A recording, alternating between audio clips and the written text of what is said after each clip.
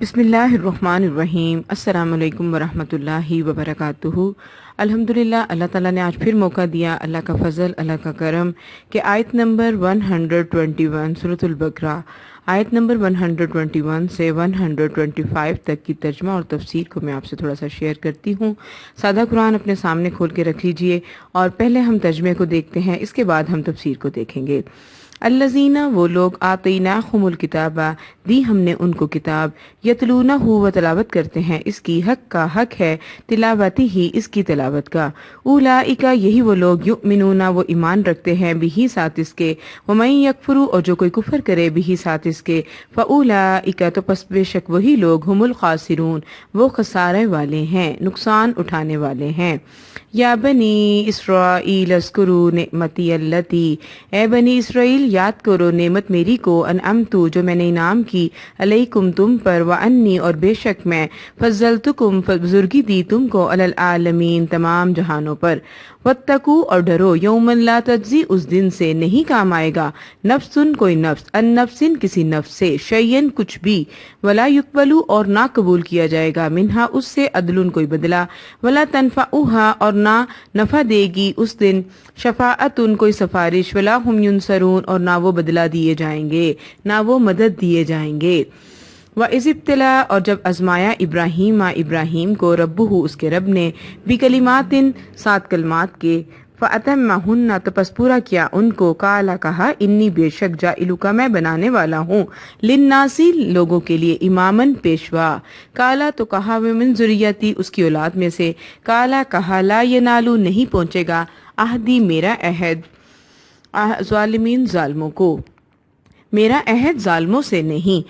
وَإِذْ جَعَلْنَا، اور جب بنا دیا ہم نے، البیت، گھر کو، مثابۃً، ثواب کی جگہ، للناس، لوگوں کے لیے، وَأَمْنًا، اور امن، وَاتَّخِذُوا، اور انہوں نے بنا لیا، من مقام ابراہیم، مقام ابراہیم کو، مصلی، جائے نماز، وَعَہِدْنَا، اور ہم نے عہد کیا، الی، طرف، ابراہیم کے، وَإِسماعیل، اور اسماعیل کے، ان طہِرَ، یہ کہ پاک رکھا جائے، بیتی، میرے گھر کو، للطوافین، طواف کرنے والوں کے لیے، والعاکفین، اور اعتکاف کرنے والوں کے لیے، ورکع السجود، اور رکوع اور سجدہ کرنے والوں کے لیے، ٹھیک ہے۔ وَإِذْ قَالَ، اور جب کہا، ابراہیم نے، رب اجعل، اچھا اوکے، 125 تک ترجمہ ہو گیا، 126 کو غلطی سے میں نے سٹارٹ کر دیا تھا، تو 125 تک ہی ہم ترجمے کو اور تفسیر کو دیکھتے ہیں۔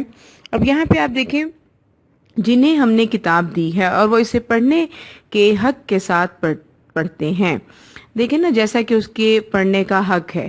اب قرآن مجید کا کس طرح حق ہے تلاوت کرنے کا، کہ ہم مخارج کے ساتھ، عمدہ طریقے سے، ٹھیک ہے، تمام اراکین کے ساتھ، تمام مخارج کے ساتھ، تمام رولز کے ساتھ، ریگولیشنز کے ساتھ اس کو پڑھیں اور اس کے تمام چیزوں کو سمجھیں، جتنے بھی اس کے احکامات ہیں اس کو سمجھیں، خوب توجہ اور غور سے اس کو پڑھیں۔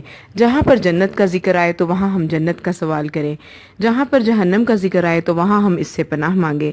اب دیکھیں، کہیں بھی جنت کا ذکر آتا ہے تو ہم فوراً کہ اللہم انی اسألک الجنت الفردوس، ٹھیک ہے، اور جہاں پہ جہنم کا ذکر آتا ہے تو وہاں ہم کہ اللہم انی لا تجعل منہم، ٹھیک ہے، اللہم لا تجعل منہم، اللہ تعالیٰ تو اس میں سے ہمیں نہ کرنا، آمین ثم آمین، اللہ واقعی ہمیں نہ کرے۔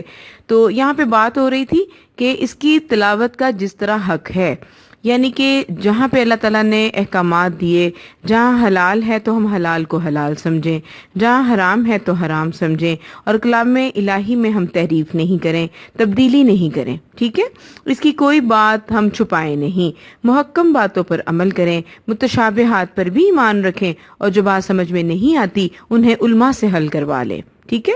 یہ مقصد نہیں ہے کہ آپ غلط سے غلط ہی مطلب لیتے جاؤ، جو چیز نہیں سمجھ آ رہی تو وہ کسی ٹیچر سے، کسی عالم سے اس کو ڈسکس کر کے اس کو سولو آؤٹ کروا لیں، یہاں پہ یہ بات ہے۔ اب دیکھیں، وہ لوگ جو ایمان رکھتے ہیں ساتھ اس کے اور جو کفر کرتے ہیں ساتھ اس کے، وہی لوگ خسارے میں ہیں، جو کفر کرتے ہیں وہ خسارے میں ہیں۔ پھر اگلی آیت میں ہے اے بنی اسرائیل یاد کرو میری نعمت کو جو میں نے تم پر انعام کی تھی. دیکھیں میں نے کئی دفعہ آپ کو بتایا کہ اللہ تعالیٰ نے بنی اسرائیل کو ان کی علم کی وجہ سے فضیلت دی ہوئی تھی تمام جہان والوں پر. پھر اللہ تعالیٰ بار بار ان کو کاؤنٹ کروا رہے ہیں کہ میں نے تمہیں اتنی نعمتیں دی, میں نے تمہیں علم میں بھی فضیلت دی تھی, میں نے تم پر مل و سلوہ بھی اتارا, میں نے تم پہ سائبان بھی کیا, بادلوں کا سایہ بھی کیا, ٹھیک ہے, لیکن تم نے میری بات کو نہیں مانا. تو پھر اگلی آیت میں دیکھیے اور ڈرو اس دن سے کہ کوئی نفس کسی نفس کے کچھ کام نہ آ سکے گا. اب آپ یہاں دیکھیں کہ قیامت کے دن جب ہم اللہ تعالیٰ کے سامنے حاضری دے رہے ہوں گے تو کوئی باپ بیٹے کے کام نہیں آئے گا, بیٹا باپ کے نہیں آئے گا, ماں بیٹی کے نہیں آئے گی, اولاد ماں باپ کے نہیں آئے گی. ہر انسان اپنے اعمال کی بیس پر اللہ تعالیٰ سے بات کر رہا ہوگا اور اعمال کی بیس پہ ہی رزلٹ آؤٹ ہوگا. تو یہاں پہ یہ ہے کہ کسی کی اس دن سفارش جو ہے وہ قبول نہ کی جائے گی, فائدہ بھی نہیں دے گی اور نہ ہی وہ مدد دیے جائیں گے. دیکھیں اللہ تعالیٰ ہم پر وہ وقت نہ لائے کہ اس دن ہمارا مدد کرنے والا کوئی نہ ہو, ہمارا نامہ اعمال ہی اتنا بھاری ہو کہ ہمیں کسی کی مدد کی ضرورت ہی نہ پڑے. آمین ثم آمین. تو اب یہاں پہ دیکھتے ہیں کہ ابراہیم علیہ السلام کو اللہ تعالیٰ نے کئی باتوں سے آزمایا. دیکھیں ابراہیم وہ واحد پیغمبر تھے جن کو اللہ تعالیٰ نے سب سے زیادہ آزمائشوں میں ڈالا اور انہوں نے آزمائشوں میں سب سے زیادہ پورا اتر کے دکھایا. اسی لیے تو اللہ تعالیٰ نے تمام لوگوں کے لیے ان کو پیشوا بنایا. اب آپ یہاں دیکھیں کہ ابراہیم علیہ السلام کو اللہ تعالیٰ نے جب بیٹا دیا, 86 برس کی عمر میں بیٹا دیا, جب بیٹا دیا تو پھر یہ حکم دیا کہ اس کو جو ہے اپنی اماں ہاجرہ کے ساتھ جب وہ تھے بیابان جگہ میں چھوڑ دو, تو وہ بھی انہوں نے اس کو چھوڑ دیا. جب بیٹا ذرا بڑا ہوا تو کہا کہ اس کو قربان کر دو اللہ کی راہ میں, تو انہوں نے زمین پہ اس کو سامنے لٹا لیا. وہ تو اللہ کے حکم سے بعد میں مینڈا آ گیا نا, لیکن ابراہیم نے تو اس کی بات کو مان لیا تھا. اب دیکھیں کہ سگے باپ نے ان کو گھر سے نکال دیا. کیوں؟ کیونکہ وہ بتوں کی پوجا نہیں کرتے تھے. سگا باپ جو تھا وہ بت فروش تھا, بت تراش بھی تھا, بت فروش بھی تھا. تو ان کے ساتھ ان کی کلیشمنٹ ہوئی. پھر بھی ابراہیم نے کہا کہ ابا جان میں آپ کے لیے استغفار کروں گا رب تعالیٰ سے. دیکھیں یہ ہے اخلاص. باپ نے گھر سے نکال دیا, بیٹا پھر بھی کہہ رہا ہے کہ نہیں میں آپ کے لیے رب تعالیٰ سے بخشش کا سوال کروں گا. ٹھیک ہے. پھر آپ یہ دیکھیں کہ ان کی قوم نے ان کے لیے آگ جلائی, ایک منجنیق سے ان کو ڈالنا تھا آگ میں, اللہ کے حکم سے آگ ٹھنڈی ہو گئی. تو اللہ تعالیٰ نے جتنی بھی آزمائشیں ڈالی انہوں نے کھلے دل سے ان آزمائشوں کو یس کہا اور اس پر پورا بھی اترے. ٹھیک ہے. تو ابراہیم کی آزمائشوں کو یہاں پہ یاد کروایا جا رہا ہے. ہماری ذات پر اگر ایک بھی آزمائش آ جائے نا تو ہم فوراً ٹینشن میں آ جاتے ہیں کہ کیوں رب تعالیٰ نے صرف آزمائشوں کے لیے ہماری ذات کو ہی چنا ہے. نہیں تو پھر ابراہیم کو یاد کر لیا کریں جب بھی کوئی آزمائش آئے. اور ایک چیز اور یاد رکھیے گا کہ آزمائشیں انسان کی شخصیت کو نکھارنے کے لیے آتی ہیں, شخصیت کو نکھارنے کے لیے. دیکھیں نا سونے کو آگ سے تپایا جاتا ہے تو انسان کو آزمائشوں سے آزمایا جاتا ہے. تو اب آگے دیکھتے ہیں ہم نے بیت اللہ کو لوگوں کے لیے ثواب اور امن و امان کی جگہ بنایا. دیکھیں کہ کتنے لوگ وہاں ہر سال جاتے ہیں اور واقعی وہ جگہ امن کی ہے. پھر آگے یہاں پہ مقام ابراہیم ہے. مقام ابراہیم سے مراد وہ پتھر جس پر کھڑے ہو کر حضرت ابراہیم علیہ السلام تعمیر کعبہ کرتے رہے. اس پتھر پر حضرت ابراہیم علیہ السلام کے قدموں کے نشانات ہیں.